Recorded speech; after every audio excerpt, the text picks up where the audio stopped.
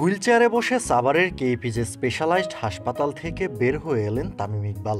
এমন দৃশ্য গেল 2 দিন আগেও ভাবলে গা শিউরে উঠত যে কোনো ক্রিকেট প্রেমীর। তবে সোমবার একটা ঘটনাবহুল দিনের পর যেন এই দৃশ্যটাই স্বস্তি ফিরিয়ে এনেছে সারা দেশের মানুষের মনে।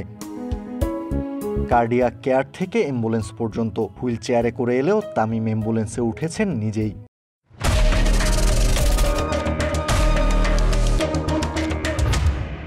সোমবার থেকে হাসপাতাল ছাড়ার আগ পর্যন্ত পুরোটা সময় তামিমের ছায়া হয়েছিলেন তার স্ত্রী আয়েশা। তামিমকে সঙ্গ দিয়েছেন আয়েশা, দিয়েছেন সাহস।